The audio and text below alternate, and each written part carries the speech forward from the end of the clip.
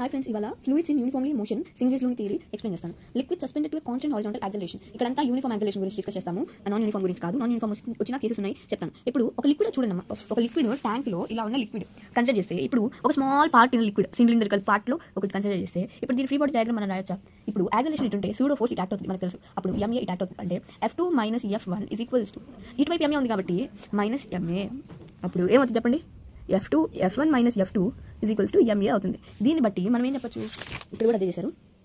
F1 అనేది ఇటువైపు నుంచి యాక్ట్ ప్రెషర్ ఇంటూ ఏరియా అని రాయొచ్చు. ఏరియా ఆఫ్ సిలిండర్ రెండు పక్కల సేమ్. అప్పుడు ఇటువైపు నుంచి వచ్చే ప్రెషర్ P1 అనుకుందాం, ఇటువైపు నుంచి వచ్చే ప్రెషర్ P2 అనుకుందాం, ఇలా వస్తుంది. ఇప్పుడు దీని నుంచి ప్రెషర్ ఏ అనేది క్యాన్సిల్ చేసేయచ్చు. ఎలా అంటే మాస్ని రో ఇంటూ V గా రాయొచ్చు, వీని A ఇంటూ L గా రాయొచ్చు. అప్పుడు ఇలా రాస్తే ఏ క్యాన్సిల్ అయిపోద్ది. ఇప్పుడు మనకి ఏమొస్తుంది? ఈ టర్మ్ వస్తుంది. ఈ టర్మ్లో డెన్సిటీని క్యాన్సిల్ చేసేస్తే మనకి డెన్సిటీని జీని కూడా క్యాన్సిల్ చేసేయచ్చు. జీని క్యాన్సిల్ చేయలేము, జీని కామన్ తీసి పంపిస్తే y1 - y2/L. L అంటే దీన్ని పంపించాం =A/G వస్తుంది. అప్పుడు A/Gని tan θ రాయొచ్చు. ఎలా అంటే ఇప్పుడు ఇది ఈ కేసు చూస్తే అదే కేసు, కాకపోతే ఫ్రీ బాడీ డయాగ్రామ్లో రాశారు. tan θ అంటే ఇక్కడ యాక్సిలరేషన్ ఉంది, ఇక్కడ G ఉంది. అంటే tan θ ఏమవుతుంది? ఆపోజిట్ బై అడ్జసెంట్ అంటే A/G. అలా వచ్చింది tan θ వాల్యూ A/G అని. అప్పుడు A/G ప్లేస్లో tan θ పెట్టేయచ్చు. దీని తర్వాత మనం ఇంకా దాన్ని ఎక్స్ప్లెయిన్ చేశారు వీళ్ళు. ఇప్పుడు ఈ బిహేవియర్ని ఒక కార్లో లేకపోతే ఒక ట్రక్లో పెండులంని దాంతో కూడా కంపేర్ చేయొచ్చు. ఈ బిహేవియర్ని కంపేర్ చేస్తే ఇంచుమించు సేమ్గా ఉంటాయి.